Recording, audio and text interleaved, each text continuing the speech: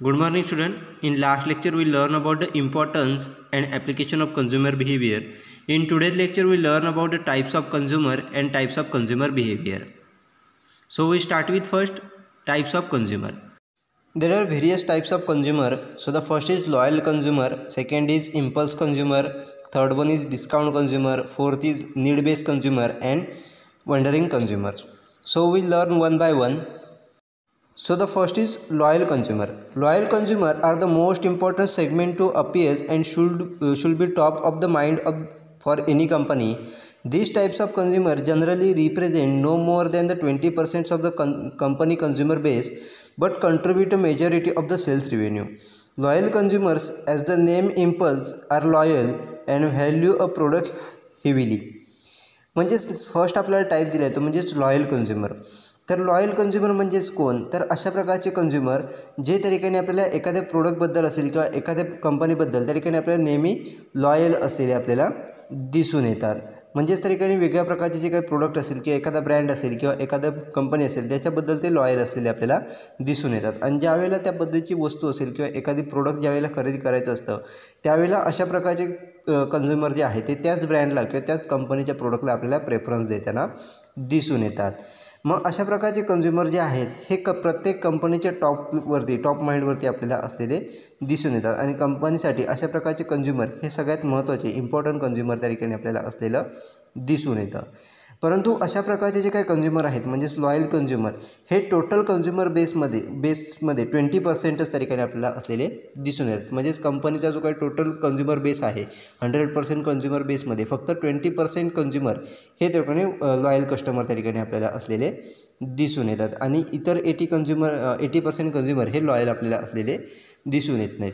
परंतु हा जो काही 20% सेगमेंट आहे किंवा 20% जे काही कंझ्युमर आहेत किंवा कस्टमर जे आहेत तेच त्या ठिकाणी आपल्याला मोठ्या प्रमाणात सेल्स रिव्हेन्यू हा कंपनीसाठी आपल्याला जनरेट करताना दिसून येतात. त्याचबरोबर नावाप्रमाणेच ते त्या ब्रँडबरोबर किंवा त्या कंपनीबद्दल लॉयल आपल्याला असलेले दिसून येतात. आणि त्यांचं जे काही प्रोडक्ट असेल कंपनीचं जे काही प्रोडक्ट असेल त्याच्या हाय व्हॅल्यू आपल्याला पे करताना दिसून येतात. अशा प्रकारचे जे कोणी कस्टमर्स असतील त्यालाच आपण लॉयल कस्टमर असं म्हटलं जातं. In addition, loyal customers are likely to recommend a company product to the other people. Therefore, it is important to solicit their input and feedback and involve them in the company decision-making process. Heavy emphasis should be placed on the loyal customer if a company wants to grow.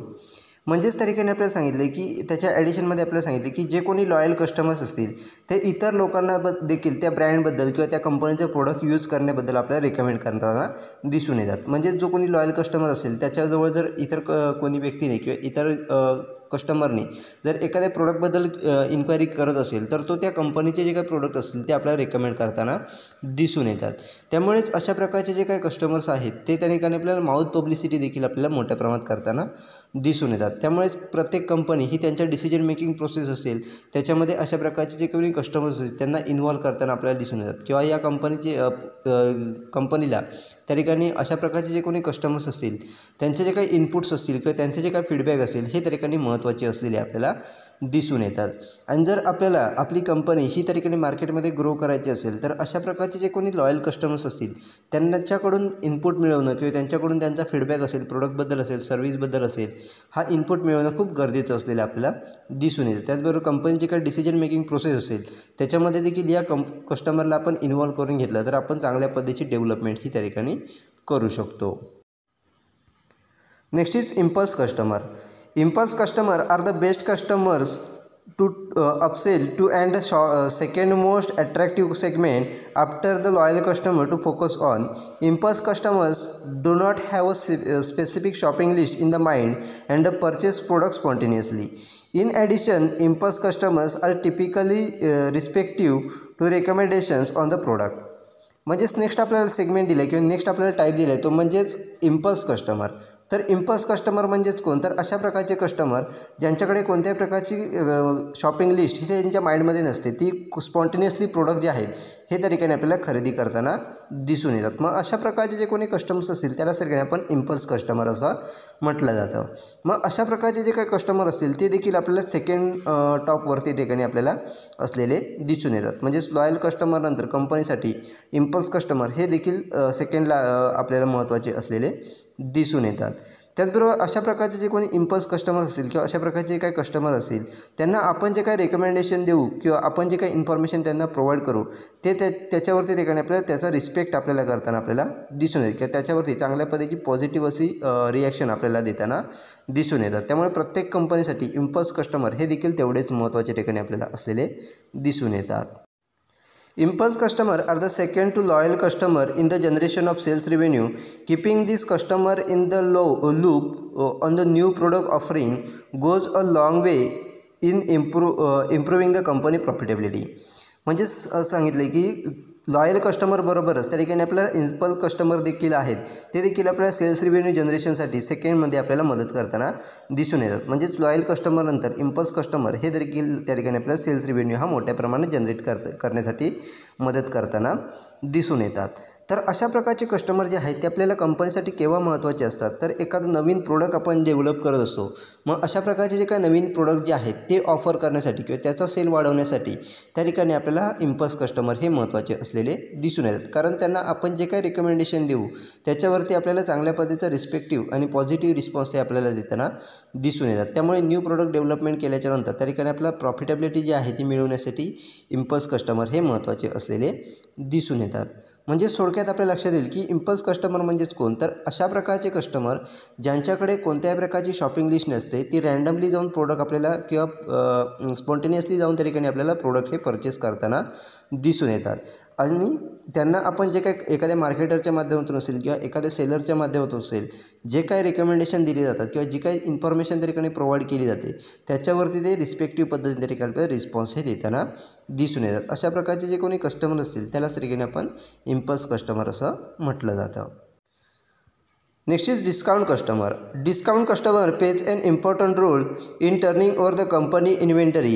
Therefore, the discount customers are the key contributor to the company cash flow. These types of customers seldom purchase product at the full price and shop around for the best markdown. Discount customers are silent to upselling, are usually the least loyal segment of the customer, and generally move on the better markdown are available elsewhere. Next ठिकाणी आपल्याला type दिला आहे तो म्हणजे discount customer.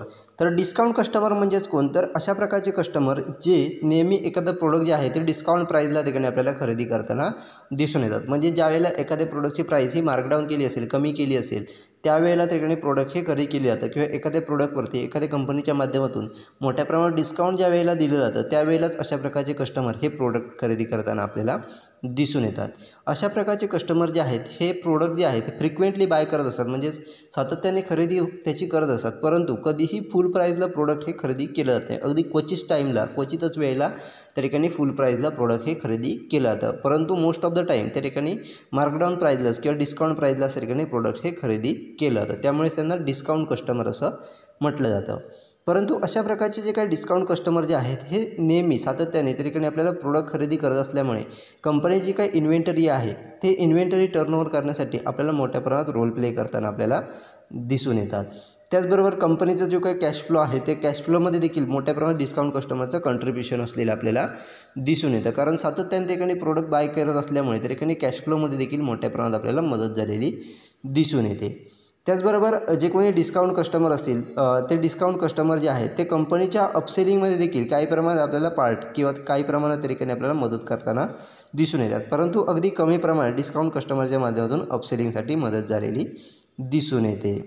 अशा पद्धतीने discount customer जे आहेत हे कंपनीसाठी आपल्याला मोठ्या प्रमाणात अगदी बेनिफिट त्या ठिकाणी मिळवून देताना दिसून येतात परंतु जे काही अपसेलिंग असेल याच्यामध्ये अगदी कमी प्रमाणात पार्ट घेणं असेल किंवा त्या ठिकाणी प्रोडक्ट जे आहे हे त्या ठिकाणी आपल्याला नेहमी बेटर मार्कडाऊनवरती कशा पद्धतीने खरेदी करता येईल याच्याकडे आपल्याला फोकस करताना दिसून येतात म्हणूनच त्यांना त्या ठिकाणी आपण डिस्काउंट कस्टमर असं म्हटलं जातं। Next is need-based customer. Need-based customers are driven by a specific need.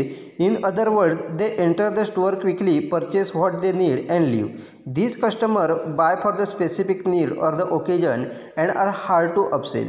It is important note that need-based customers are be easily drawn to the other business. Therefore, it is important to initiate a positive personal interaction with this customer segment in order to retain them.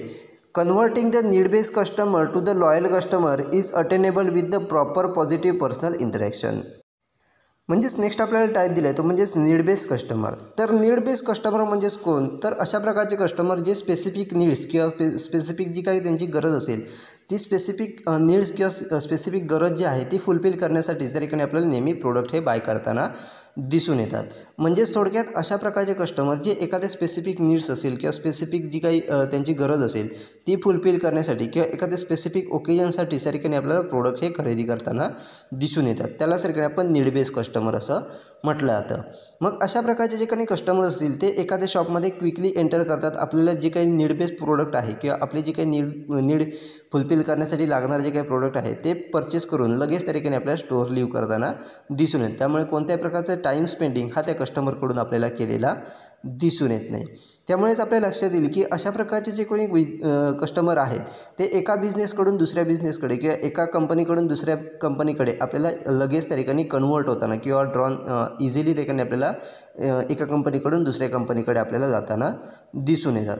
त्यामुळेच अशा प्रकारचे जे काही customer असतील त्यांना जर आपल्याला retain करायचं असेल किंवा आपल्याबरोबर रिटेन करायचं असेल, नेहमी त्यांना आपलं प्रोडक्ट जर खरेदी करायला भाग पाडायचं असेल तर अशा प्रकारच्या कस्टमरबरोबर त्या ठिकाणी आपल्याला पॉझिटिव्ह पर्सनल इंटरॅक्शन जे आहे हे करणं गरजेचं असतं. म्हणजे ज्यावेळेला तो कस्टमर आपल्या कंपनीचं प्रोडक्ट खरेदी करायला शॉपमध्ये येईल त्यावेळेला त्या कस्टमरबरोबर चांगल्या पद्धतीचं पर्सनल इंटरॅक्शन कशा पद्धतीने करता येईल, त्याला आपल्याबद्दल विश्वास कशा पद्धतीने जनरेट करता येईल याच्याकडे आपल्याला फोकस करणं गरजेचं असतं. तरच अशा प्रकारचे कस्टमर जे आहेत ते आपण त्या ठिकाणी रिटेन करू शकतो. मग अशा प्रकारचे कोण नीड बेस्ड कस्टमर असतील त्यांना लॉयल कस्टमरमध्ये कन्वर्ट करण्यासाठी आपल्याला पॉझिटिव्ह पर्सनल इंटरॅक्शन जे आहे हेच त्या ठिकाणी महत्त्वाचं असलेलं दिसून येतं. तरच त्या ठिकाणी आपण नीड बेस्ड कस्टमरवरून त्यांना लॉयल कस्टमर आपण बनवू शकतो. अशा पद्धतीने त्या ठिकाणी नीड बेस्ड कस्टमर देखील एखाद्या कंपनीसाठी महत्त्वाचे ठिकाणी आपल्याला असलेले दिसून येतात. कारण एकदा का कस्टमर एंटर झाला की त्याच्यामध्ये आपण इंटरॅक्शन करून त्याच्याबरोबर पर्सनल इंटरॅक्शन करून त्याला आपण त्या ठिकाणी लॉयल कस्टमर बनवू शकतो. Next is wandering customers. Wandering customers draw the latest amount of traffic on the company while they making up the smallest percentage of the sales revenue. They have no specific needs or the desire in the mind and are attracted by the locations of the business more than the anything else. These customers enjoy the social interactions of the shopping experience. Therefore, the spending too much time trying to appease this segment can draw away from the more profitable segment. Although this segment generates the latest amount of the sales revenue, providing the insightful information about the product to this customer can stimulate the interest and ultimately result in the purchase.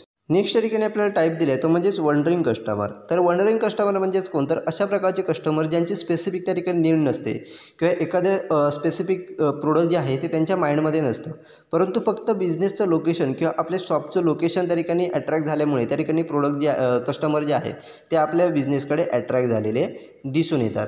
म्हणजेच त्यांचे जे काही daily use needs असतील त्या fulfil करण्यासाठी त्या ठिकाणी लागणारे जे काही प्रोडक्ट असतील ते बाय करण्यासाठी फक्त लोकेशन बेसवरती त्या ठिकाणी आपल्याला कस्टमर हे अट्रॅक्ट झालेले दिसून येतात. अशा प्रकारचे जे काही कस्टमर असतील त्याला त्या ठिकाणी आपण वंडरिंग कस्टमर असं म्हटलं जातं.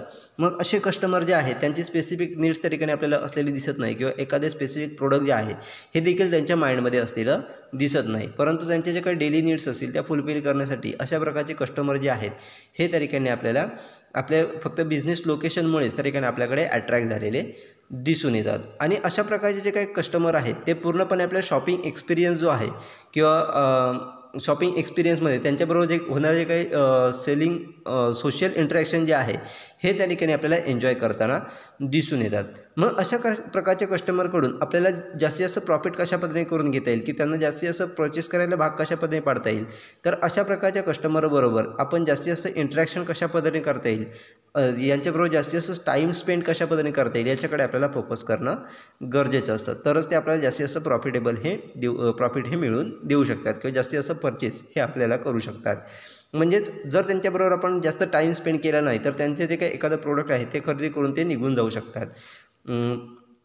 परंतु जर आपण त्यांच्याबरोबर जास्तीत जास्त टाईम स्पेंड केला, त्यांना योग्य ते इंटरॅक्शन त्यांच्याबरोबर केलं, त्यांना वेगवेगळ्या प्रकारच्या प्रोडक्टची इन्फॉर्मेशन जर प्रोव्हाइड केली तर त्यांचा इंटरेस्ट त्या ठिकाणी वाढून ते अल्टिमेटली ठिकाणी प्रोडक्ट आपल्याला परचेस करताना दिसून येतात. परंतु अशा प्रकारचे कस्टमर जे आहेत यांचंच त्या ठिकाणी ट्रॅफिक हे मोठ्या प्रमाणात कंपनीकडे असलेलं दिसून येतं. म्हणजेच मगाशी आपण जे बघितलं तर जास्तीत जास्त कस्टमर हे वंडरिंग कस्टमर त्या ठिकाणी कंपनीचे असलेले दिसून येतात आणि यांच्याकडून अगदी कमी प्रमाणात सेल्स रिव्हेन्यू जो आहे तो आपल्याला जनरेट झालेला दिसून येतो. अशा प्रकारचे वेगवेगळे टाईप्स जे आहेत ते या ठिकाणी आपल्याला दिलेले आहेत. त्यामध्ये वंडरिंग कस्टमर असेल, त्याचबरोबर नीड बेस कस्टमर असेल, then discount customer, then impulse customer and loyal customer, अशा प्रकारचे वेगवेगळे टाईप्स जे आहेत ते या ठिकाणी आपल्याला दिलेले आहेत. Next is types of consumer behaviour. म्हणजेच त्या ठिकाणी आपल्याला वेगवेगळ्या प्रकारचे कन्झ्युमर बिहेवियरचे टाईप्स या ठिकाणी आपल्याला दिलेले आहेत. There are 4 main types of consumer behaviour. म्हणजे त्या ठिकाणी आपल्याला महत्त्वाचे 4 जे कन्झ्युमर बिहेवियरचे टाईप्स आहेत ते या ठिकाणी आपल्याला दिलेले आहेत. तर ते टाईप्स कोणकोणते आहेत ते आपण आता पुढे पाहणार आहोत. So the first is complex buying behavior. These types of behavior is encountered when the consumer are buying an expensive, infrequently brought up product.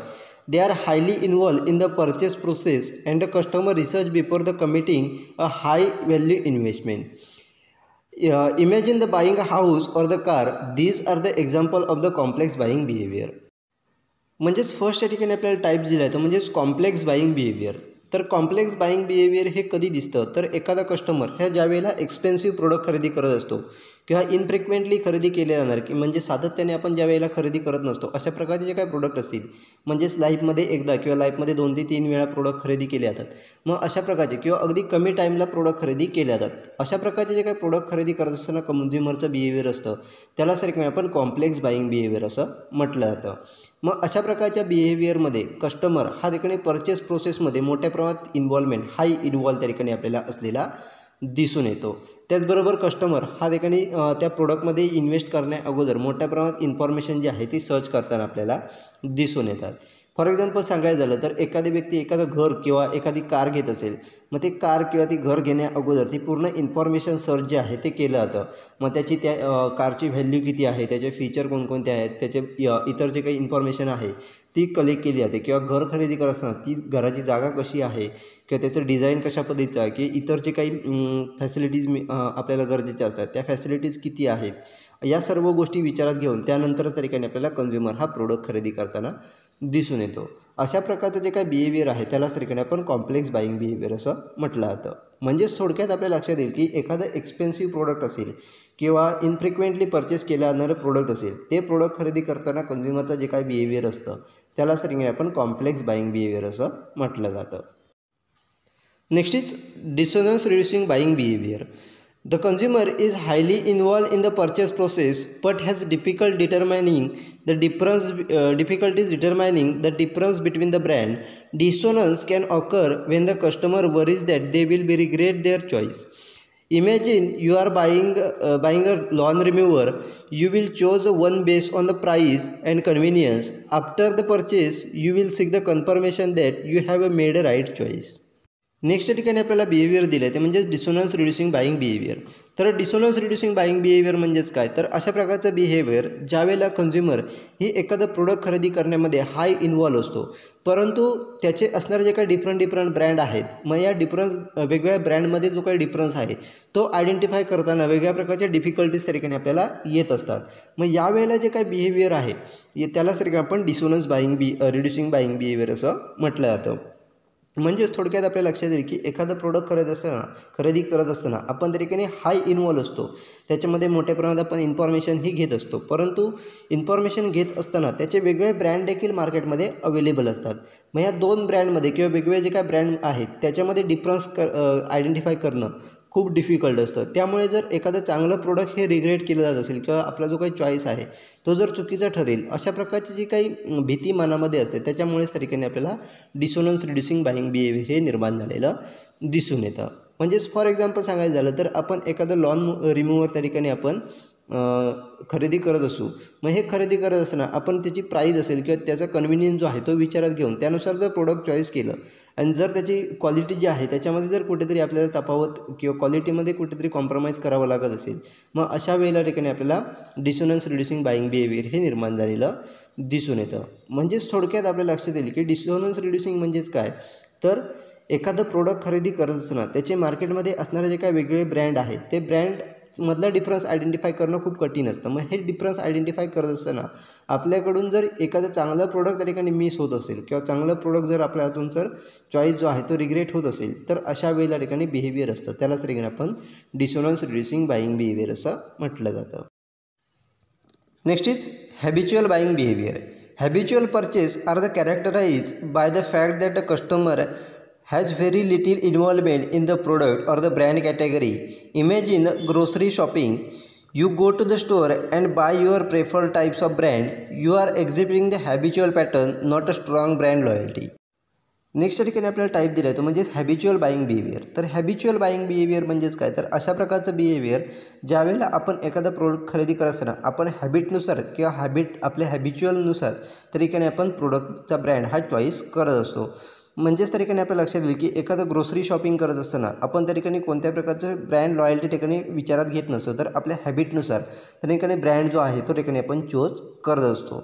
आणि त्या अशा प्रकारच्या बिहेवियरमध्ये जर बघितलं तर एखाद्या प्रोडक्टबद्दल असेल किंवा ब्रँड कॅटेगरीबद्दल असेल, कस्टमरची इन्व्हॉल्वमेंट ही अगदी कमी असलेली आपल्याला दिसून येते. तो त्याच्या हॅबिटनुसार जो काही ब्रँड प्रेफरन्स आहे तो ठिकाणी चूज करून त्या ठिकाणी आपल्याला प्रोडक्ट हे खरेदी करताना दिसून येतो. म्हणजेच थोडक्यात हॅबिच्युअल बाईंग बिहेवियर म्हणजेच काय, तर कस्टमरच्या हॅबिटनुसार किंवा कन्झ्युमरच्या हॅबिटनुसार त्या ठिकाणी प्रोडक्ट हे बाय केलं जातं आणि त्यावेळेला जे काय बिहेवियर असतं त्यालाच ठिकाणी आपण हॅबिच्युअल बाईंग बिहेवियर असं म्हटलं जातं. Next is variety seeking behavior. In this situation, a consumer purchased a different product not because they were satisfied with the previous one, but because they seek a variety. Like when you are trying out a new shower gel scent. म्हणजेच next त्या ठिकाणी आपल्याला type दिला आहे तो म्हणजेच various variety seeking behaviour. तर variety seeking behaviour म्हणजेच काय, तर एखाद्या कस्टमरला एखाद्या ब्रँडबद्दल किंवा एखाद्या प्रोडक्टमध्ये व्हरायटी त्या ठिकाणी हवी असते. मग ती वेगळी व्हरायटी मिळवण्यासाठी त्या ठिकाणी जे काय बिहेवियर त्या ठिकाणी प्रोडक्ट खरेदी करतानाचं असतं त्यालाच आपण व्हरायटी सिकिंग बिहेवियर असं म्हटलं जातं.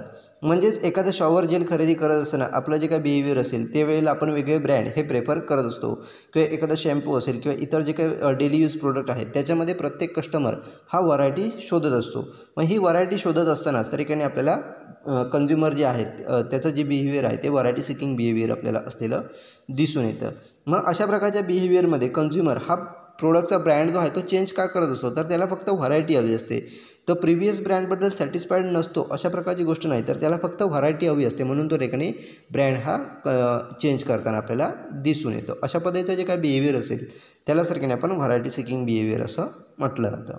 अशा प्रकारचे वेगवेगळे टाईप जे आहेत हे त्या ठिकाणी आपल्याला 4 टाईप कन्झ्युमर बिहेवियरची या ठिकाणी दिलेले आहेत. Next is what affect the consumer behaviour. म्हणजेच कन्झ्युमर बिहेवियरवरती कोणकोणत्या गोष्टी अफेक्ट करत असतात जेणेकरून कन्झ्युमर बिहेवियरमध्ये आपल्याला चेंज झालेला दिसून येतो. Many things can affect the consumer behavior, but the most frequent factor influencing the consumer behavior are as follows. म्हणजे या ठिकाणी आपल्या लक्षात येईल की कन्झ्युमर बिहेवियरवरती वेगवेगळ्या प्रकारचे असे असंख्य भाग आहेत किंवा असंख्य गोष्टी आहेत ज्या कन्झ्युमर बिहेवियरवरती आपल्याला इफेक्ट करताना दिसून येतात. परंतु फ्रिक्वेंटली कोणकोणते फॅक्टर अफेक्ट करतात किंवा कोणकोणत्या फॅक्टरमुळे जास्तीत जास्त इफेक्ट हा कन्झ्युमर बिहेवियरवरती होत असतो. मग हे कोणकोणते फॅक्टर आहेत ते आपल्याला पुढे दिलेले आहेत, ते आपण आता पुढे पाहणार आहोत. So the first is marketing campaign. Marketing campaign influence the purchasing decision a lot.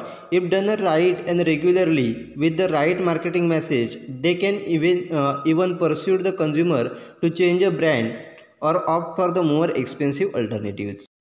First या ठिकाणी आपल्याला फॅक्टर दिला आहे तो म्हणजेच मार्केटिंग कॅम्पेन.